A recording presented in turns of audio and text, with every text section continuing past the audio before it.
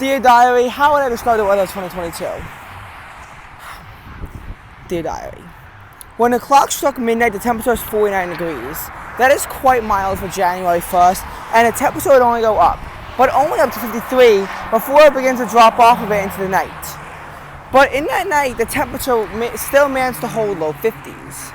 We were hopeful that maybe, just maybe, there could be a January day that keeps itself stuck in the 50s. But no, alas. We knew the temperature was about to crash because the heat was been building for a while. And that's what happens when the heat builds for a while. Everyone in the U.S. experienced a record warm December, but winter was on its way, and winter would be coming down that evening. So what better way to enjoy the 59-degree heat than taking a 35-minute walk in it and kiss goodbye to the heat that we may never see again until March. When it gets cold in the winter, you don't know when it's going to get warm again, so you enjoy every single second of it to the maximum ability that you can.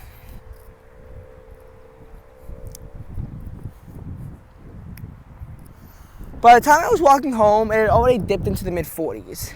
I still layered up because it was windy and cloudy, and I was just in that habit because it was winter time already. The last time I went without my sweatshirt was on December 16th, when the low was actually 52 degrees and the high was 61. Even on the 17th, when the morning low was in the 50s, I bought it anyway, given how it was windy and how I knew a temperature crash would be coming up. Because again, that's what happens in December. So January 2nd, the temperature crash is about the same as expected, and we get down to 37 degrees by midnight. The temperature rises up a bit after midnight to 38 degrees, and indicates to the low 30s in the morning. It's stuck there all day. Winter Storm Frida slammed us south, but just barely manages to miss us, so all we get is a few wet flakes, thank God. From that point, though, we will continue to decay until 23. January 4th, we wake up, and it's 20 degrees. The high that day only gets to 35, making it the coolest high so far that we've seen. But right now, in case you can see, it's 79 degrees. I hope you could see that.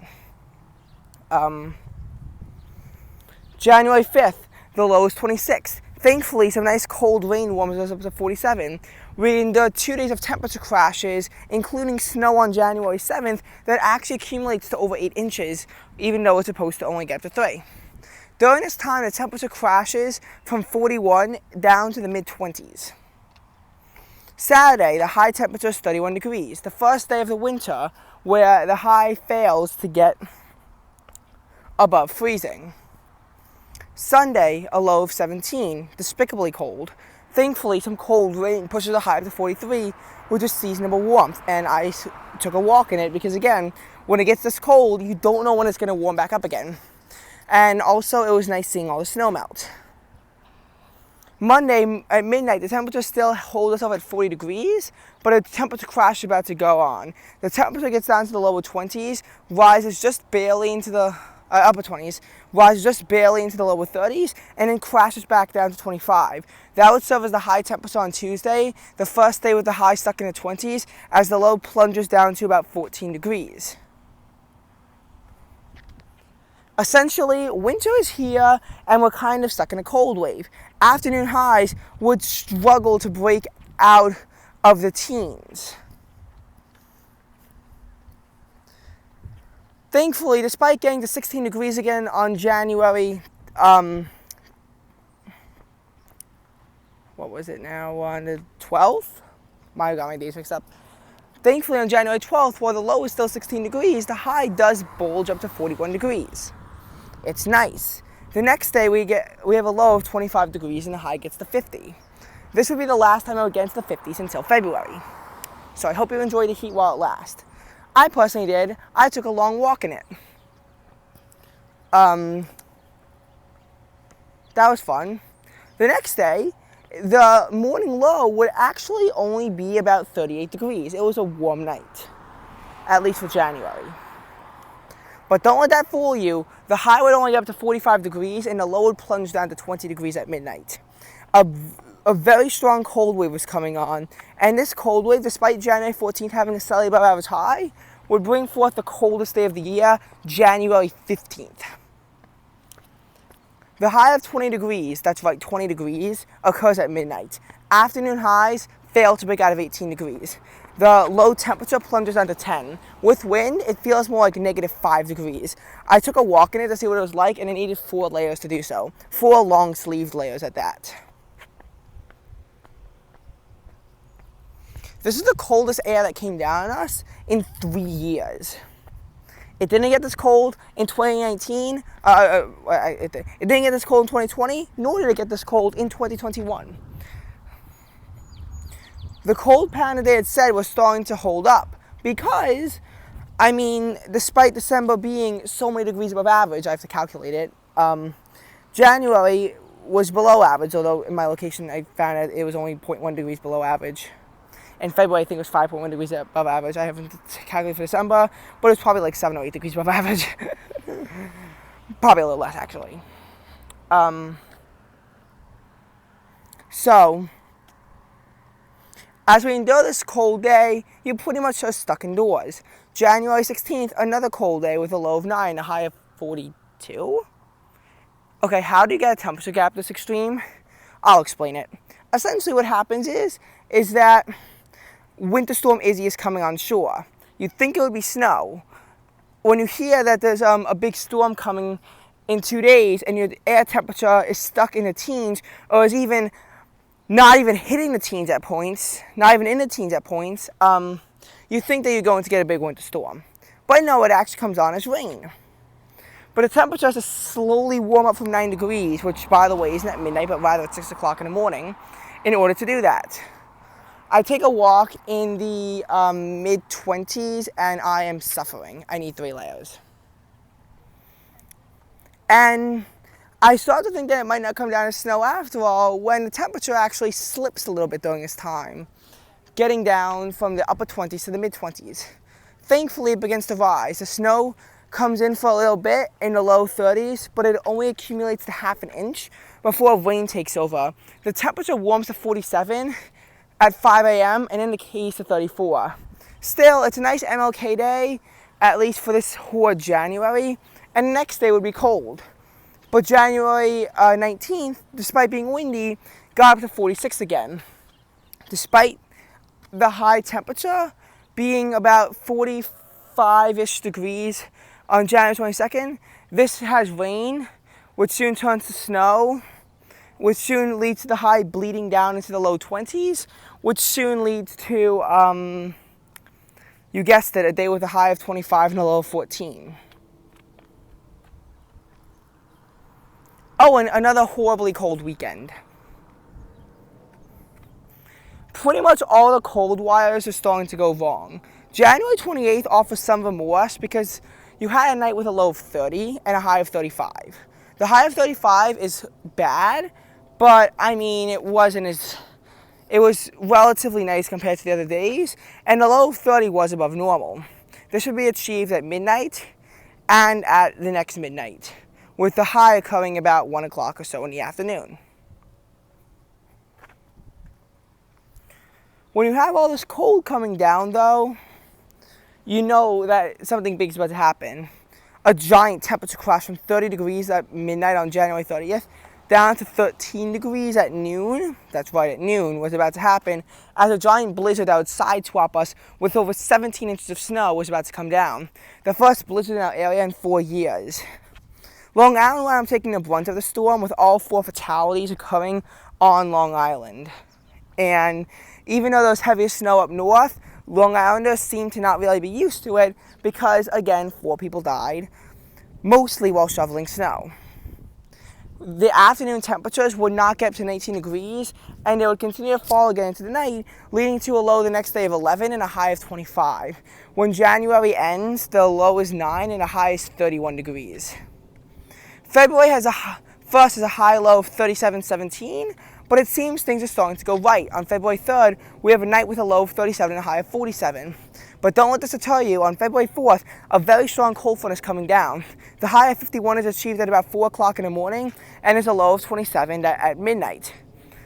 Between 8 and 9 o'clock in the morning was when the worst of the temperature crash took down, when it went from 48 degrees down to 37 degrees in just an hour. That's 11 degrees of a drop. This is an extreme temperature crash and would lead to everything icing over as the air temperature got down to 31 degrees before the precipitation left, but it failed to convert to snow.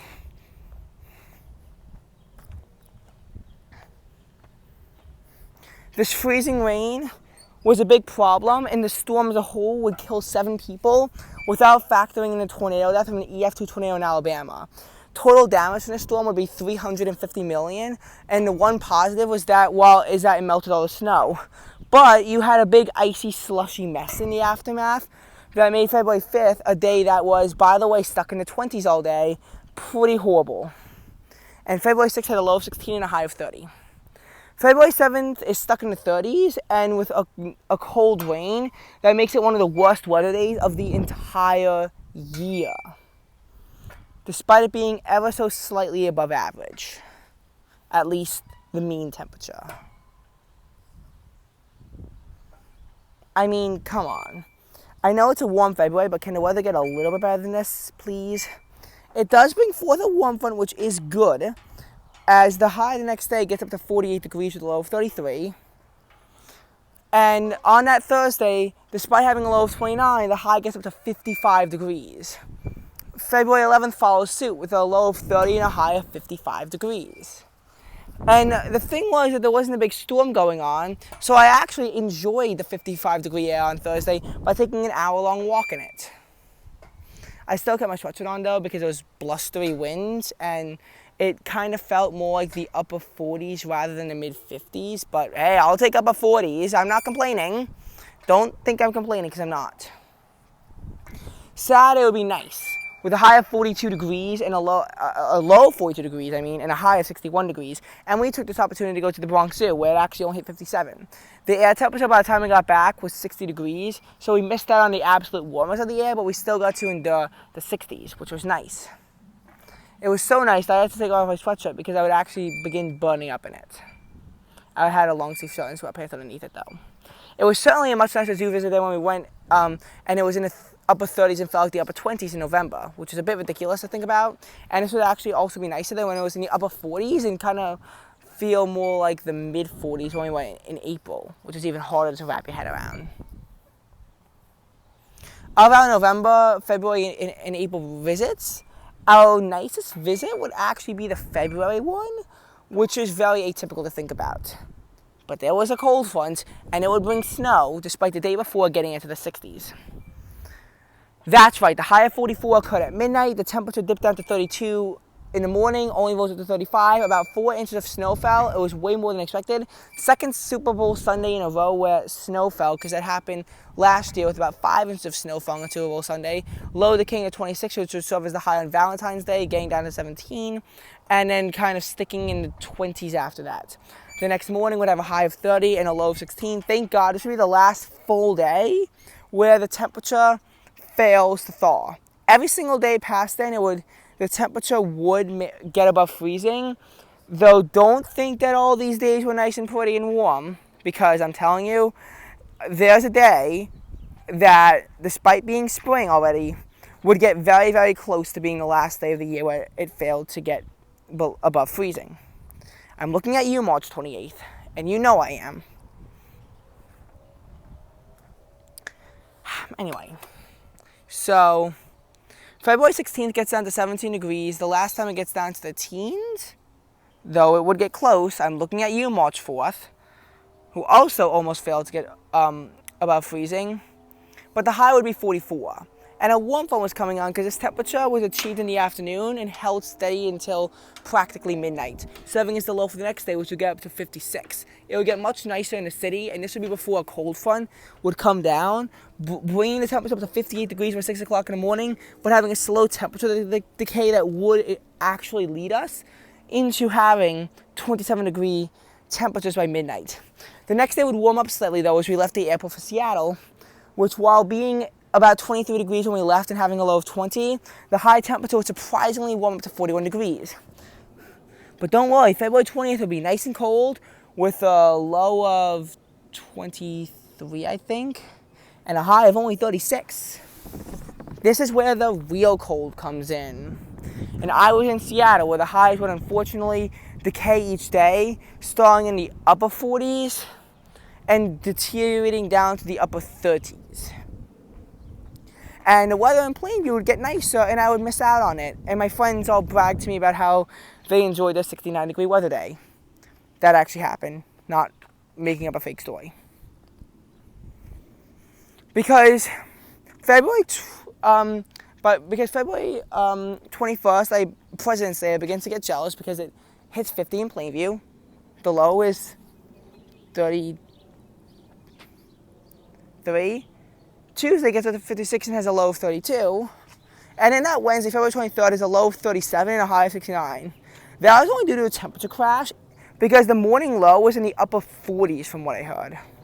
It was nice and warm that day, and I couldn't endure it. One of my friends took a 6-mile hike.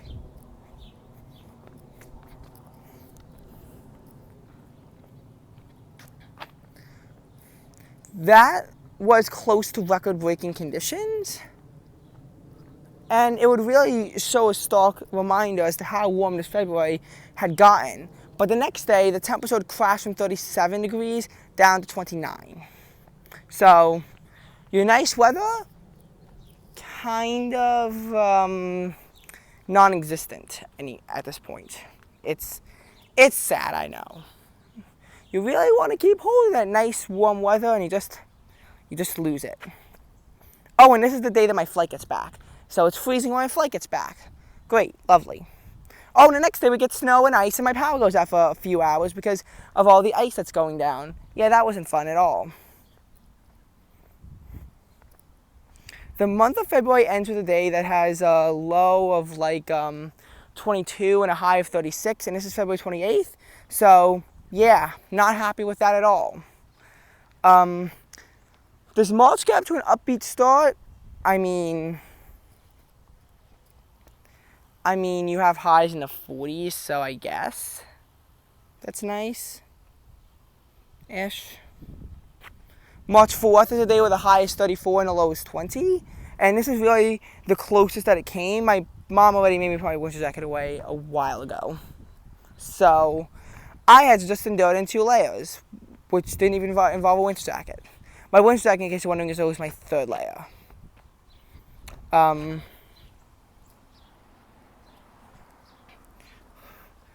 March 5th is a day that begins at 23 degrees, but actually ends with 43 degrees. Which in 2 layers, just a sweatshirt and a long sleeve shirt, is still really cold for that. But I mean, I managed. But the next day, the low would serve to be about 42, and the high would get up to 61 degrees. That was nice and warm, and the city would get so much warmer than us, and everyone in the city would brag how on March 7th they got into the 70s, so our high was capped off at 62. It occurred at 9 o'clock in the morning, just 3 hours after a low of 48 degrees, which was above the average low for the state. Which was above the average high for the state.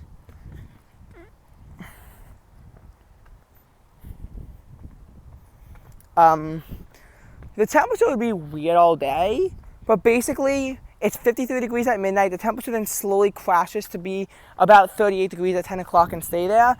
And March 9th is stuck in the 30s as we get more accumulating snow that falls. Oh, and I had a science test that I almost failed that I thought I was really prepared for. March 10th is nice and cold. March 11th warms up into the low 50s despite having a low in the low 30s. Nice warm morning on March 22nd, gets up to 46 degrees at 8 o'clock in the morning, and oh. So there's a temperature crash that comes down, puts our temperature into the mid to low 30s, and turns our rain into sleet, though it fails to accumulate, but it's really persistent and nasty. It actually causes hundreds of thousands of customers to lose power. And March 13th will be a cold wave where it would freeze in parts of Florida. And when it's freezing in Florida, when it's 20 degrees in Tupelo, which is colder than Anchorage, it's only got down to 22 degrees, it's going to be cold here too. So what do we experience? We get a low of 20-ish, 21, 22, somewhere in that area. I know it wasn't in the teens. We get a low that cold and a high temperature of just 36. The next day, though, we would get a low in the mid-30s, so I guess the temperature improved, and a high that actually got into the mid-50s. A warming trend would endure as we would get several days in a row of some nice 60-degree weather. This effect, though, slowed down on Thursday with a high of 55 and a low of 45, a rather dreary, dark, and damp day. It would pay off in the end, though, because March 18th, yes, everyone thinks it's going to get to 70 degrees. Oh, wait, what? Pretty much every single temperature, every single thermometer managed to mess up the temperature on this day. All the predictions were saying it was 70. All the thermometers said it hit 70. In reality, what's our high temperature? 66. And while our morning low is about 50, a cold front that comes in at night pushes it down to a low of 47, which would be the high the next day. Everyone thinks it's going to be miserable with a dense fog and temperatures stuck in the upper 50s, but it actually hits 62 degrees and maintains this late at night. The next 2 days would also have lows in the 40s and highs in the 60s before the highs would begin to back down to the 50s. Oh, and March 23rd was a day with a low of about 40 and a high of about 46. So enjoy a day of it being stuck in the 40s. And the nice warm air that you get after that wasn't that nice with a low of 43 and a high of 59. Though I know taking a 4-mile hike in that, it can get really hot if you're taking a 4-mile hike in 57-degree weather, because that's the temperature was when I took the hike. March 26th, I believe some hail fell on Long Island, though I have to do some more research into that to see if hail actually fell. The dew points were rapidly dropping. The low of 43 was achieved at midnight. The high was 53 degrees. I took a walk with my friends when it was in the 50s, and it was okay. What happened, though, was rather bleak. The morning low got down to 39, and the high would only warm back up to 48. The low at midnight would slash it down to 30, and it'll drop another 7 degrees until the morning low. Winds were very heavy and side-swapped the area, pushing wind chill temperatures down to about 10 degrees. Dew points possibly fell into the negatives, or they got very, very close, as afternoon humidity was in the 20s percent-wise. Oh, and you have a high temperature of 33 degrees. March 29th will not be much better with a low of 24 and a high of 39. Oh, and that high, which, by the way, was achieved at 5 o'clock p.m., Thankfully, though, it would manage to maintain until about freezing until midnight, when the low the next day was 28 and the high was 44. The high of 44 would be the low the next day as it got to 60, and those temperatures will mirror the next day, though in temperature crash form. The next day would have a low of 37 and a high of 54, and April 3rd will be our final day with a high below 50 degrees, as we had a high of 47, and the low temperature, by the way, in case you're wondering, was 40. And all I could wear was a sweatshirt with a t-shirt, not even a long sleeve shirt underneath it, because in case you're wondering, I had a championship and they gave us t-shirts and I didn't feel like wearing 3 layers when it's in the 40s. Even though I probably should have. Oh, and a high temperature, by the way, occurred at like 10 o'clock in the morning. So yeah, basically this on and off wild temperature swings that keep moderating our temperature in the same narrow radius. However, some final warmth that would maintain itself for a whole day was on its way. After a day with a low of 44, so I was very wrong about the low, and a high of 54, on April 7th, the high occurring at midnight, a very dreary, dark day with most of the day stuck in the 40s, everyone was complaining about and everyone said was horrible, gave way to a beautiful Friday, April 8th. The low temperature was 49 degrees, and this was achieved both in the morning and at midnight.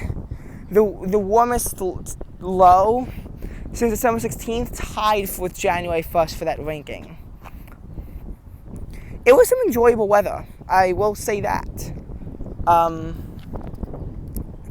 mean, I didn't take a walk in it or anything really, but it was nice. It was the warmest day of April up until that point. It was 63 degrees. The next day would have a low of about 47, 46, but a high only in the mid-50s. The day after that, I took a long walk, and it was stuck in the 40s most of it, with a high of 52. Oh, and the low was 40 degrees, by the way.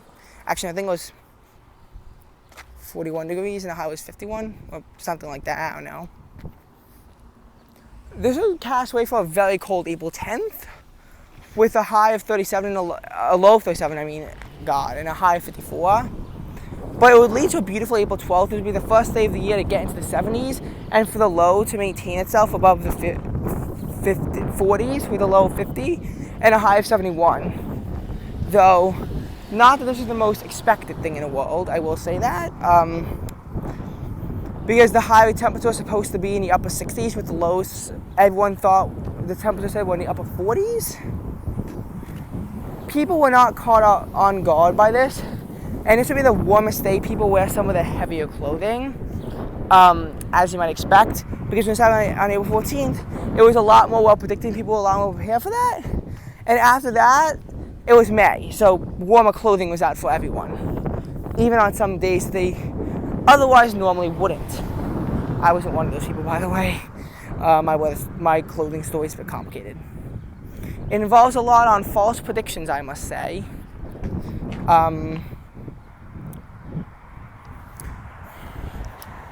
April 12th, I know when it was 71 degrees, I took a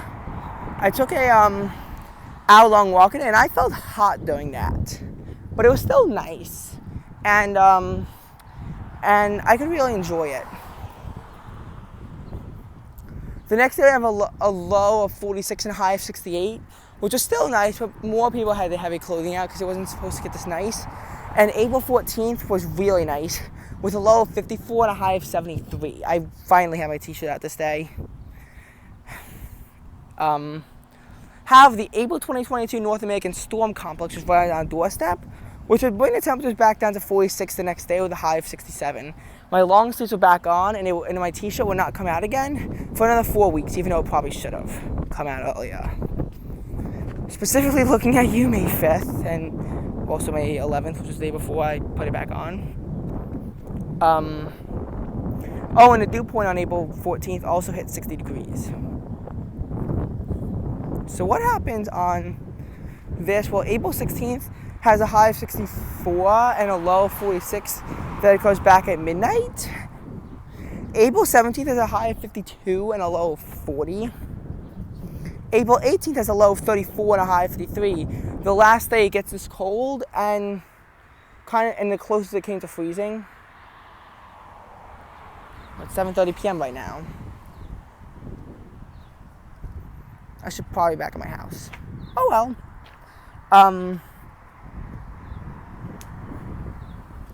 So what happened was that a cold wave came down, clearly stronger than the April 22 storm complex, even though this was a dry cold front, at least I think it was.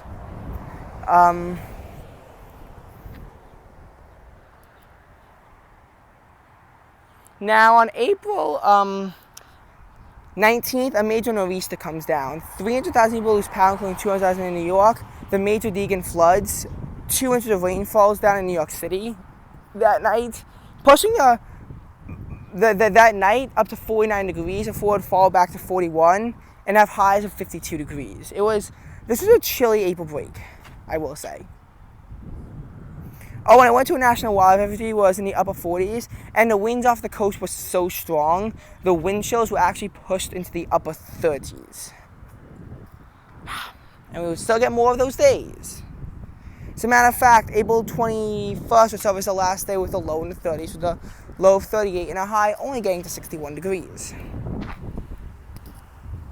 However, the next day, Friday, the UV will get to 8 for the first time since last fall, summer. This wouldn't happen again for a few weeks due to perfect sunshine. The low is 44, and the very strong UV pushed the high up to 70. And then the next day, it was, I think it was in the 60s. But by April 25th, the cold catches up to us, and it keeps the highs constrained into the 50s. Ish. On April 26th, we have a low of 52 and a high of 61. But on April 27th, the chilly air comes back. April 28th is a high of 58, but it feels so miserably cold in the morning when it was 40, which all the weather apps said was 38 or so, with winds chill to 32. I'm a bit skeptical of AccuWeather on this one. I guess I can have the photos and I didn't want to. I'll have to delete it when I'm done. I'm a bit skeptical of this one. The high temperature was 58, which was nice in the afternoon, but I needed 3 layers because I decided to be dumb and take a 2-mile long walk to school in some of the chilliest air ever. Oh, and I wasn't even used to it. So I didn't need my winter jacket back. I didn't need it in March, even on the very cold days, but I did need it in April. The end of April, nonetheless. April 29th would have the same low of 40, but high of 64, and the month would conclude with a low of 44 and a high of 64. May 1st would be a continuation of these conditions with a low of 40 and a high of 64, and I took a pretty long hike in it and got warm. But May 2nd, a warm front would finally come on. The low temperature was 50 and the high temperature was 55, the low occurring at 7 p.m., and the next day would have a low of 49 and a high of 59. May 4th, everyone complained about, but it got a lot warmer than expected, up to 66 degrees, and the low was only 50 degrees. It would also cast way for a beautiful May 5th, with a high of 70 and a low of 54. Actually, it's a bit warm by my taste, but whatever. May 6th, I thought was nice at first until noon when it became a complete washout. And the high was 60 and the low was 49. May 7th would have a high of 51 at 7 o'clock in the morning, and for most of the day would be trapped in the 40s. The low was 45 at midnight, which would be the low for the next day with a high of 58. 45 would also be the low on May 9th. The final day where it gets down to the 40s, which is surprising that it was this early in the year, with a high of 69. I was surprised because May 10th, the thermometers did say a reading of 49, and my Dark Sky app says the same thing, but both the Weather Channel and AccuWeather say it was 50 degrees with a high of 72. Not supposed to get this warm on any of these last 3 days, or the next day after that, where the low is 53, which my app was saying the whole time would actually be 48 degrees. But that didn't happen. That was a complete bust. The high temperature was a searing 76 degrees. It actually got to 90 in Caribou, Maine. And everyone was surprised by this, and people actually wore warmer layers and regretted it severely. May 12th has a low of 57 and a high of 73, so my t-shirt needs to come back out. The dew points are again scraping on 60 degrees, but hey, it's not too bad as of right now. May 13th, I made the mistake of wearing a long sleeve shirt. The low was 58 or 57, and the high was 76. The humidity had the dew points in the mid 60s, so for once it actually did feel like summer. This is our first day since the last October that it actually felt like summer. It was too hot and too humid to be wearing a long sleeve shirt, but I didn't know. The high was supposed to only get to 72. That'll be the high the next day, but the low was 59, and the dew points were again in the mid 60s, bringing on high humidity. On May 15th, the humidity would begin to slowly break, but then the air temperature warmed to 75, and this was well forecasted.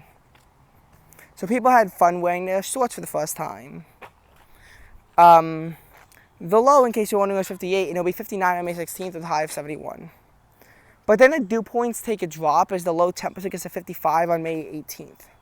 Don't let this distract you, though. Wait, no, May 17th. Don't let this distract you, though. Don't. Because this kind of mirrored the temperature on May 18th last year, where it was a cool night but a warm day, though the temperature wasn't exactly the same. The high got up to 78 degrees, which was the warmest at this point, and it was actually kind of sad that it was the warmest at this point.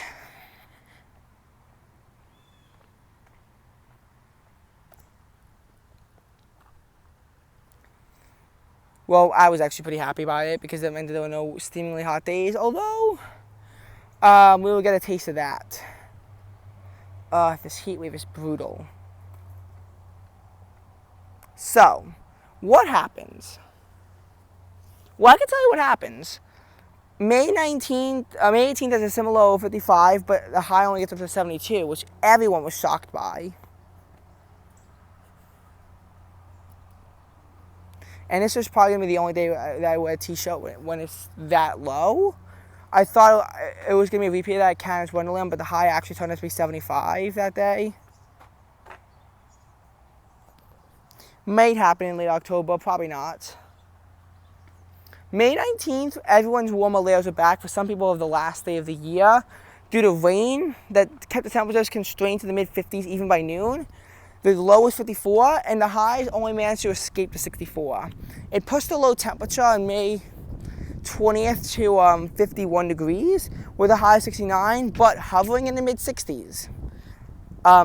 We did get a warm front coming through in the form of heavy, intense downpours. So I was wearing a sweatshirt and a long sleeve shirt and pants in the mid-60s, which has actually happened quite a bit on rainy days from this point on. But I would take it off when it wasn't raining, obviously, if it's hot.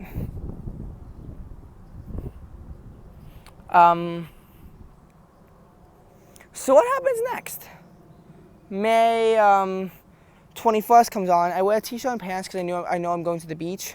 It was 86 when we left and 85 when we got back, so we missed the 90-degree heat. Yay! The low was 60, so my mom told me to take a walk in the morning when it was only 63. The humidity was on a steep climb, and I heard the dew points got into the low 70s. It was oppressive. The next day, we had a high of 86 with those similar dew points. The low was 65. From what I heard,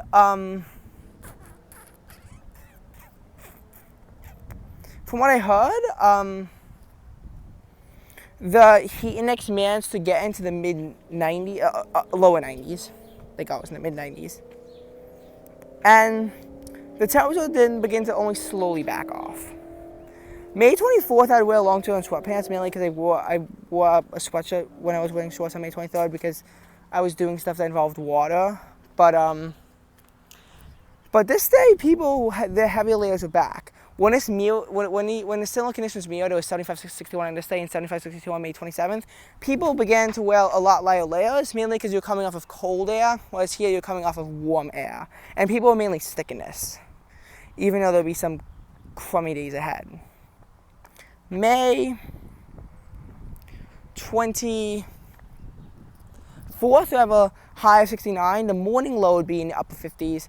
But the nighttime temperatures would plunge down to 55, and it would get to 50 on the morning of May 25th. Unfortunately, it would not get to the 40s, which happened just a couple dozen miles to our east. It was so close, but yet so far at the same exact time.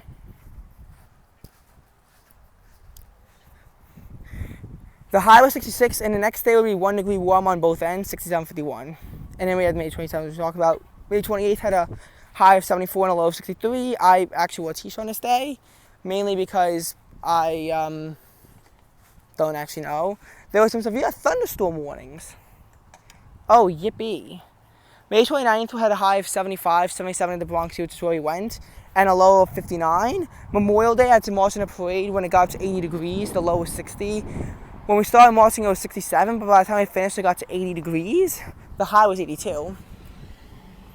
The next day got steamingly hot, and I needed a t-shirt and shorts for the first time of the year, and the first time until I went to steamingly hot Busch Gardens, where the high was 95 and the low was 75, and the heat index got to about 106, where it got to 93. The dew points were in the mid-60s, which was nice. And while the morning low was in the low 70s, the actual low was 61 due to a backdoor cold front. They'll make the high temperature on June 1st 66, which caught people off by surprise, even when everyone knew it was going to be a lot colder. The low temperature was 58. June 2nd had a low of 60, but a high getting up to 70 degrees. June 3rd had a low of 62 and a high of 74 with humidity, so probably bad they were wearing a long sleeve shirt, unlike June 1st. But June 4th, I actually had to wear a t-shirt because even though the high was only 73 and where I was going, the high was only 66, so I did in the low to mid 70s here. The low was 56, it was beaming sunshine. And beaming sunshine in June is beaming sunshine. June 5th gets even colder, up to 54, but that's where I switched on shorts because number one, I was going to the beach where it would be the same temperature as it is now and I didn't want to stand out. The high got to 76, and again, beaming sunshine. I think the UV got up to 9. June 6th, finally, warmer layers come back, which is weird because at that point the low is 55, but the high is up at 79. The next day was a windy day, so my long sleeve shirt came back on because it did not feel like the 76 degrees it was, and the low was 58. It felt more like the low 50s. I'm not joking. It was super windy and cloudy outside. But this would cave way into one of our warmest days of the year with a low of 67 and a high of 85. The next day will be raining with a low of 66 and a high of 85, but people had their warmer layers on because of the rain in the morning, which was soaking, and the day before people were wearing slightly less warmer layers than they would normally wear for 85-degree weather because of a threat for rain. And June 10th had some nice weather. It was June with a low of 59 and a high of 80. June alone would have a high of 77 and a low in the mid-60s if it was cloudy. June 12th, I need a sweatshirt on top of my long sleeve shirt and sweatpants. The high was about 72. I think the high was about 71 on June 16th. The low on both these days was in the low 60s, and it was raining on both these days. But June 13th, summer weather, summer clothing begins to come back out because you have a low of 67 and a high of 83. The next day is 66, 82, and the day after that is 65, 78. June 17th has a low of 69 and a high of 91 degrees. And it kind of comes the closest to all of our days with a low in the 70s, which will not happen yet. The next day we have a high of 74 at midnight, be stuck in the 60s most of the day, and have a low of 54 at the next midnight, June 18th. June 18th we have a low of 55 and a high of 75. June 20th we have a low of 56, I think, and a high of maybe 55 and a high of 79 again. But again, warmer layers, because you know what's about to happen. The next day, people wearing really warm layers, which is shocking because number one, it's late June. And number two, it's the high is 79 and the low is 59. But again, cloudy, not good weather. And the next day has a high of 68 and a low of 59. The next day is a high of 75 and a low of 59. And we went to New Jersey with pretty much similar conditions. But then this is the last day, probably until September, with a low in the 50s. June 24th, we thought initially got into the 50s, but the actual low was revised up to 60 and the high was 76. June 25th, we would have a high of 86 and a low somewhere in the 60s, but I think more upper 60s. I think 65. The next day would be like 85 with a low of about 65 or so. I initially thought to have gone up to 88, which was crazy. I had to wear long sleeves and pants because I had to wear a button-down shirt and pants because I had to perform at a graduation in the band when they do the processional and the recessional. And it was boring as hell. But hey, you could use your phone. That saved everything. June 27th had a low of, I think maybe the low of 68. This day also had a low of 68 and a high of 77. This is the last day I wore a long sleeve and pants. That wasn't just a camp day on the bus. I'm looking at you, July 15th. And it was because it was raining so much. The next day I had a low in like the low 60s and a high of 79. And then the day after that, I was in Camelback for June 29th and 30th, but I heard it got hot. July 1st was 84, super humid, low of 68. Dew points getting into the mid-70s. July 2nd, even worse, high of 86, low of 73, our first low in the 70s. It got into the mid-90s, but with the threat of rain, I still wore pants, which was a mistake. But I wore heavy polyester sweatshirt on July 1st, so what can you say? July 3rd, humidity clears, low of 69, high of 86. And then Independence Day is a low of 83 and a high of 83. Wow, low of 83, that would be horrible. And a low of 63. It was nice. The low of 63 would then be repeated again on July 11th. And I was in Virginia Beach most of the time. It was even worse than it was here, though I heard here got hot. And I was actually away on a lot of traveling. But from what I hear, a heat wave is about to happen. So I am not looking forward to this. Okay, goodbye.